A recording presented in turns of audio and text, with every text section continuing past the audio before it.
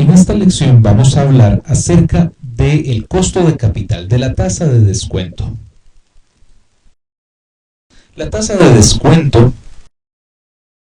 tiene un papel importantísimo en la decisión de aceptar o rechazar un proyecto de inversión.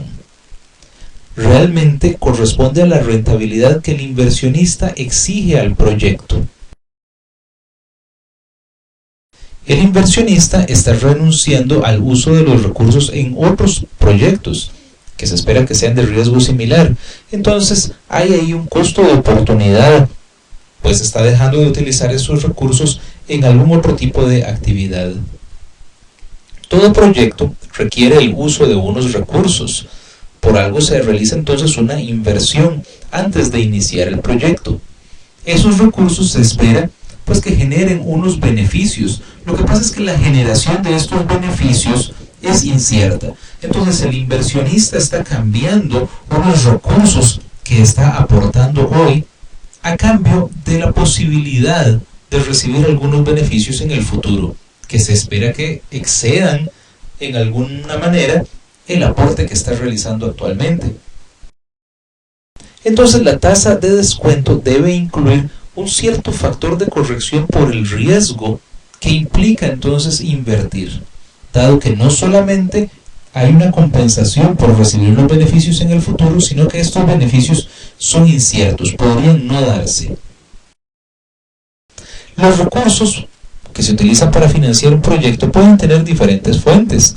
Existen los recursos propios e igualmente pues existe el financiamiento de terceros, o sea, los recursos ajenos. Estos recursos propios tienen un costo y el costo es básicamente el costo de oportunidad en que incurren los socios o los inversionistas por dejar de utilizar sus recursos en otro tipo de proyecto. Cuando tenemos el financiamiento de terceros, el costo de estos recursos es la tasa de interés, ajustada por un cierto efecto tributario, dado que los intereses son un gasto deducible de los impuestos. Pero entonces aquí hay un costo del financiamiento. A grandes rasgos podemos hablar entonces básicamente de estas dos grandes fuentes de recursos, los recursos propios y el financiamiento de terceros, o sea, los recursos ajenos. Para obtener los recursos pueden emplearse entonces alternativas como buscar socios, solicitar préstamos bancarios, los arriendos, el leasing, el crédito de proveedores, los préstamos de organismos internacionales, entre otras alternativas. Igualmente, cada fuente de fondos tiene sus características diferentes, que generan ciertas ventajas y ciertas desventajas también. Tienen diferentes tasas de interés, diferentes plazos, diferentes requisitos y garantías, también hay distintos riesgos. Muchas veces algunas tienen periodos de gracia, los métodos de amortización son distintas, entre muchas otras posibles características de un financiamiento. Se debe entonces determinar una mezcla óptima de fuentes de financiación. No necesariamente lo ideal es que todos los fondos los aporte el inversionista, sino que puede haber ahí una mezcla, una cierta cantidad de aporte de los socios y otra cantidad que sea endeudamiento. Entonces así el costo de capital va a ser un promedio ponderado de los costos de cada una de estas fuentes.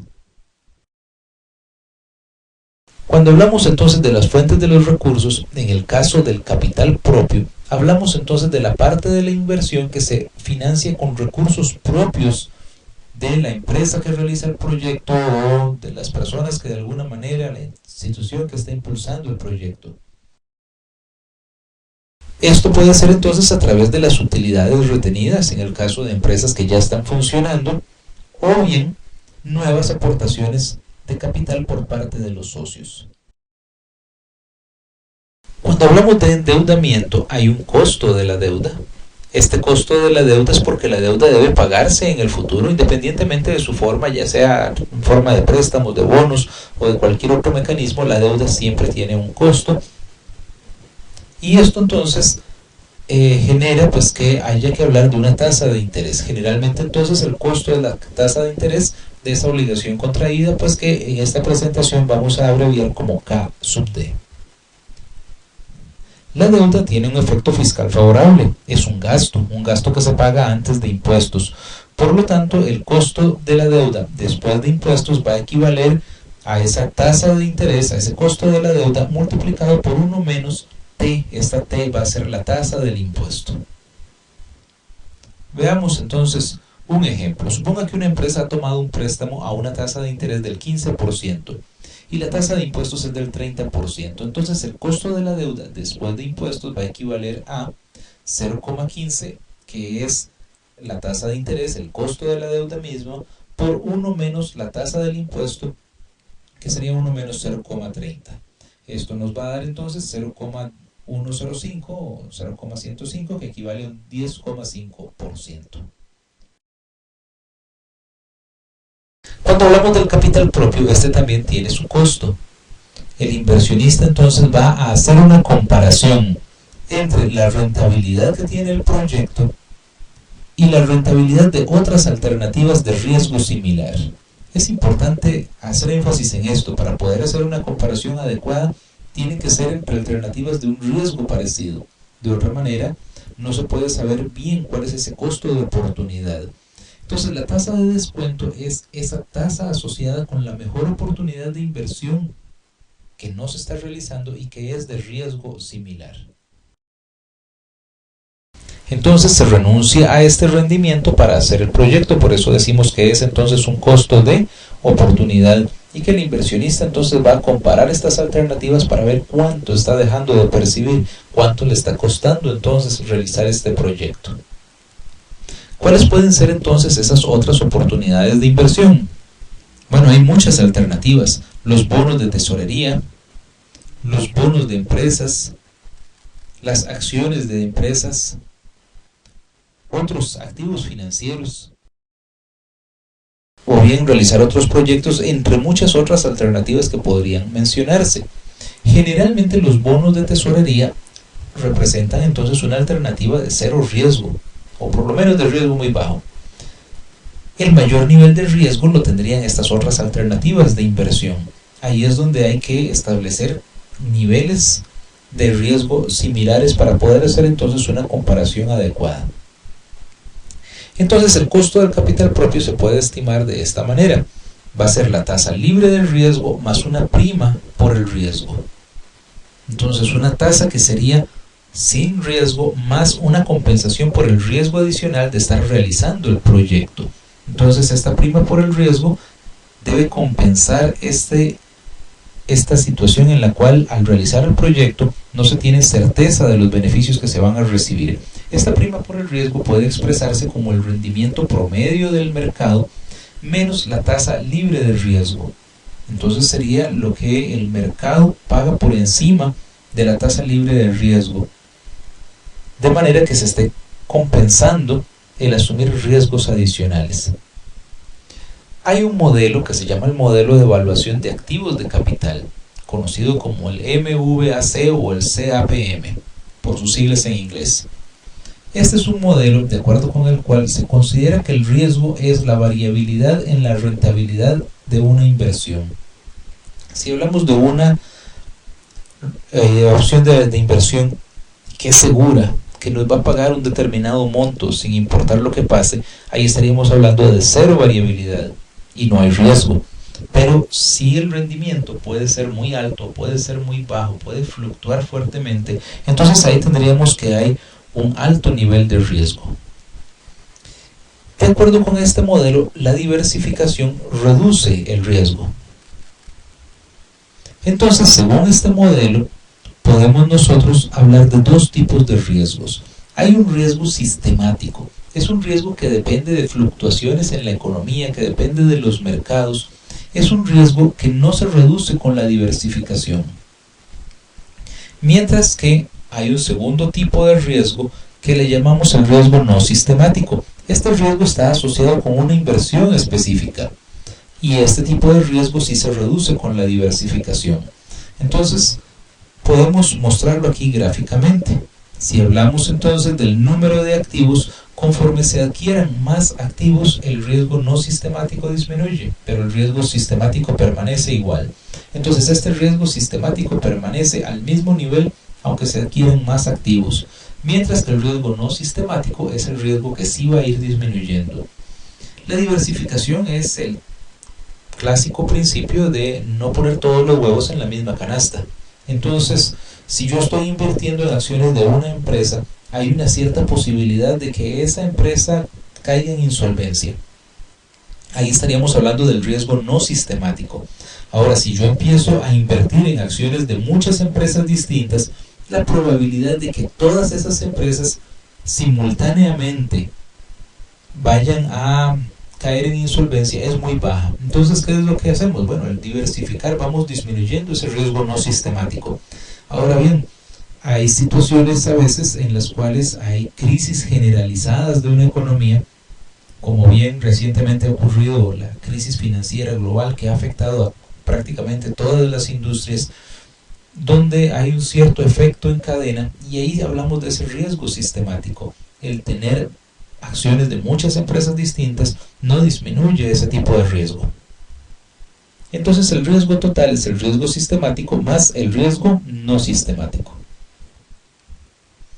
El costo de capital propio, entonces, según este modelo, va a equivaler a la tasa libre de riesgo más un coeficiente beta, que ya vamos a definir, multiplicado por el rendimiento promedio del mercado menos la tasa libre de riesgo. Esta diferencia del rendimiento promedio del mercado menos la tasa libre de riesgo es la prima por el riesgo que definimos hace unos instantes. Este coeficiente beta es una medida del riesgo sistemático. Entonces, si beta es igual a 1, estamos hablando de una inversión que tiene un riesgo similar al riesgo del mercado. Si el beta es mayor que 1, estaríamos hablando entonces de una inversión que tiene un riesgo mayor que el riesgo de la cartera de mercado. Y si el beta es menor que 1, entonces sería una inversión más segura que el promedio del mercado. Hay que tener una precaución, eso sí. El nivel de riesgo de un proyecto puede ser distinto del nivel de riesgo de la empresa. Entonces el proyecto podría tener un mayor nivel de riesgo que el riesgo de la empresa. O sea, podríamos hablar de un beta del proyecto que sea distinto del beta de la empresa y que por lo tanto el beta del proyecto sea más alto que el beta de la empresa. Si el proyecto es de ampliación, muy probablemente los niveles de riesgo sean similares. Pero si el proyecto es nuevo, entonces podría tal vez usarse un beta sectorial parecido entonces a los niveles de riesgo del sector económico al cual pertenece la empresa. Entonces, si tenemos una tasa libre de riesgo de un 7%, se ha determinado un coeficiente beta de 1,2, una rentabilidad esperada del mercado del 12%, entonces podemos a partir de esta información determinar el costo del capital propio. Entonces tenemos la tasa libre de riesgo, que en este caso sería del 7%, más el coeficiente beta de 1,2, multiplicado por este rendimiento del mercado del 12%, menos la tasa libre de riesgo del 7%. Y esto nos va a dar entonces un 13% de costo de capital propio. Ese es el rendimiento que los inversionistas exigirían entonces al proyecto por sus aportes de capital. ¿Cómo se calcula el beta? Normalmente se hace uso de la información histórica. Entonces supongamos que tenemos para varios años, tenemos para 6 años la rentabilidad de una empresa. Y a su vez tenemos entonces la rentabilidad media del mercado. Y vemos entonces que conforme varía la rentabilidad del mercado, así también se va viendo afectada la rentabilidad de esta empresa. En Excel podemos hacer el cálculo de un modo sencillo. En esta hoja de Excel tenemos entonces los mismos datos que estábamos presentando anteriormente. Aquí tenemos entonces los rendimientos que ha obtenido esta empresa durante estos 6 años y los rendimientos promedios del mercado. Y entonces en esta celda vamos nosotros a calcular el coeficiente beta. Se puede realizar una regresión lineal. Recordemos que una regresión lineal es establecer entonces una relación lineal entre dos variables y entonces la pendiente de esa función lineal equivaldría al coeficiente beta. En Excel entonces podemos emplear la función pendiente. La función pendiente requiere entonces dos argumentos, unos valores de y, que en este caso serían los rendimientos de la empresa, y unos valores de x, que en este caso serían los rendimientos del mercado. y cerramos entonces el paréntesis y presionamos la tecla Enter, y aquí obtenemos entonces un beta de 2,11. Entonces, de acuerdo con este cálculo en Excel, el beta es de 2,11. Eso quiere decir que la inversión es más riesgosa. Estamos hablando de un beta mayor que 1. Quiere decir entonces que el rendimiento de esta empresa fluctúa más que el mercado. En este caso, fluctúa más de 2 veces con respecto al mercado. Y lo podemos ver en los datos. Los rendimientos del mercado han fluctuado entre 5 a 9%, mientras que la empresa ha fluctuado del 8 al menos 1%. La empresa ha sido mucho más sensible que el mercado mismo. El mercado ha permanecido más estable, mientras que los rendimientos de la empresa han disminuido y han aumentado en una proporción mayor. Y entonces aquí es donde estamos aplicando el concepto de la variabilidad como medida del riesgo. Finalmente, entonces tenemos que el costo de capital va a ser entonces un costo ponderado, o sea, un costo promedio del capital, donde tenemos entonces un costo del capital propio que vamos a abreviar K sub P, y tenemos también un costo de la deuda que ya habíamos mencionado como K sub D. Y entonces debemos considerar la proporción de uso del capital propio. Vamos a decir que P es la cantidad de recursos propios entre A, que es el total de activos, y la proporción de uso de la deuda, donde D sería deuda y A es el total de activos. Entonces, el costo ponderado del capital va a equivaler a el costo del capital propio por la proporción de uso del capital propio más el costo de la deuda por la proporción en que se utiliza la deuda. Entonces veamos un ejemplo con números. Una empresa posee una inversión total de $1 millón.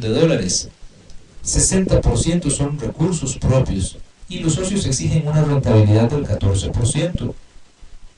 El uso de deuda corresponde al restante 40% de la inversión con un costo del 12%. Y la tasa de impuestos es del 30%. Aquí estamos entonces calculando el costo ponderado del capital, considerando entonces el uso de los recursos propios más el uso de la deuda. Hemos incorporado en este ejemplo el efecto tributario. Entonces vamos a tener que el costo de los recursos propios es del 14%, pues los socios exigen esa rentabilidad por un 60% que representa la utilización de recursos propios en la inversión, más K sub D, que es entonces el costo de la deuda, que es del 12%, por 1 menos la tasa de impuestos, que es de 0.30, por el 40% de uso de la deuda. Y esto nos estaría dando entonces un 11,76% como costo ponderado del capital. Muchas gracias.